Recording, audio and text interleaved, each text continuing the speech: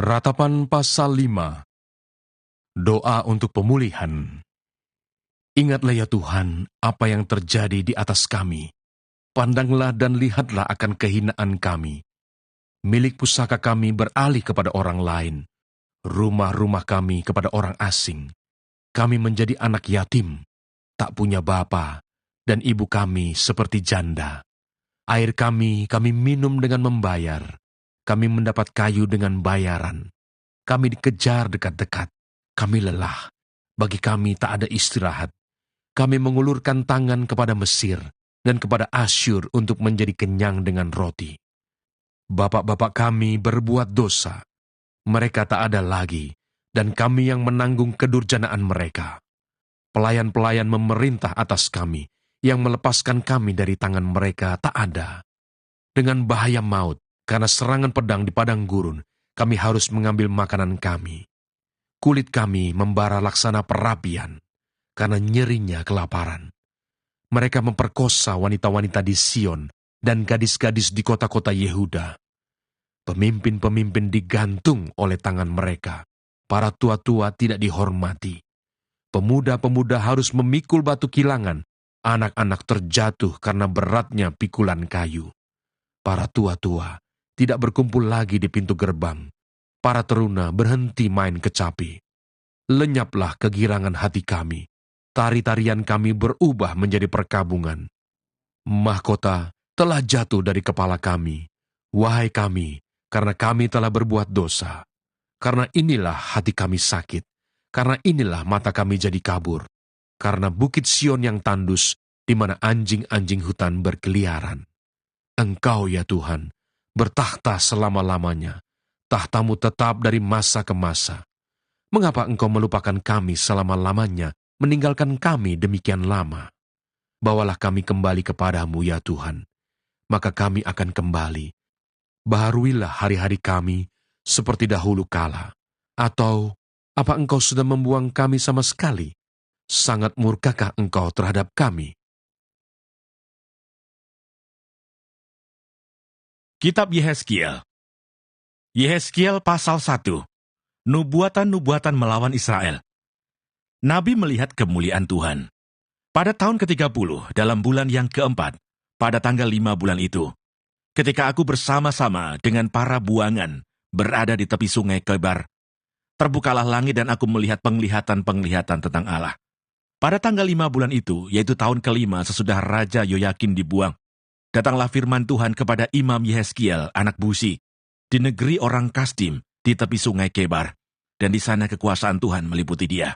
Lalu aku melihat, sungguh, angin badai bertiup dari utara, dan membawa segumpal awan yang besar dengan api yang berkilat-kilat, dan awan itu dikelilingi oleh sinar.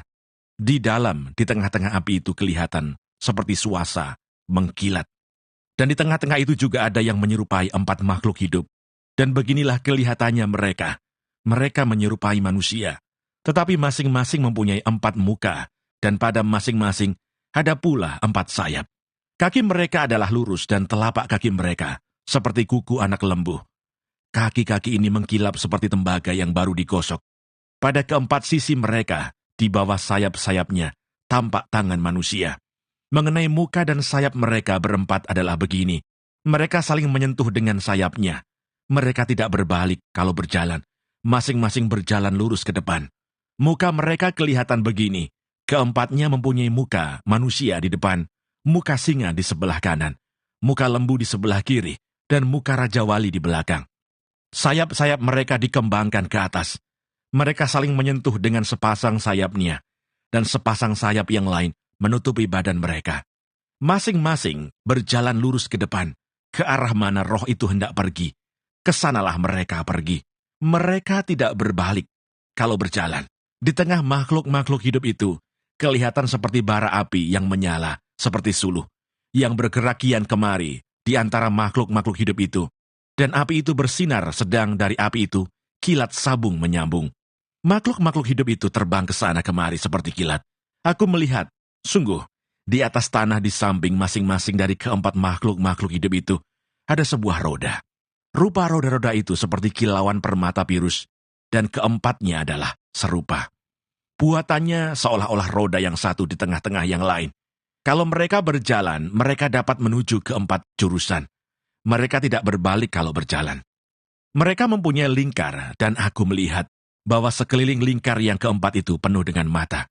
Kalau makhluk-makhluk hidup itu berjalan, roda-roda itu juga berjalan di samping mereka. Dan kalau makhluk-makhluk hidup itu terangkat dari atas tanah, roda-roda itu turut terangkat. Ke arah mana roh itu hendak pergi, kesanalah mereka pergi, dan roda-rodanya sama-sama terangkat dengan mereka. Sebab roh makhluk-makhluk itu berada di dalam roda-rodanya. Kalau makhluk-makhluk hidup itu berjalan, roda-roda itu berjalan. Kalau mereka berhenti, roda-roda itu berhenti. Dan kalau mereka terangkat dari tanah, roda-roda itu sama-sama terangkat dengan mereka. Sebab roh makhluk-makhluk hidup itu berada di dalam roda-rodanya. Di atas kepala makhluk-makhluk hidup itu ada yang menyerupai cakrawala, yang kelihatan seperti hablur es yang mendahsyatkan, terbentang di atas kepala mereka. Dan di bawah cakrawala itu, sayap mereka dikembangkan lurus, yang satu menyinggung yang lain, dan masing-masing mempunyai sepasang sayap yang menutupi badan mereka. Kalau mereka berjalan, aku mendengar suara sayapnya seperti suara air terjun yang menderu, seperti suara yang maha kuasa, seperti keributan laskar yang besar. Kalau mereka berhenti, sayapnya dibiarkan terkulai. Maka kedengaranlah suara dari atas cakrawala yang ada di atas kepala mereka. Kalau mereka berhenti, sayapnya dibiarkan terkulai. Di atas cakrawala yang ada di atas kepala mereka, ada menyerupai tahta yang kelihatannya seperti permata lazurit, dan di atas yang menyerupai tahta itu, ada yang kelihatan seperti rupa manusia. Dari yang menyerupai pinggangnya sampai ke atas, aku lihat seperti suasa mengkilat, dan seperti api yang ditudungi sekelilingnya.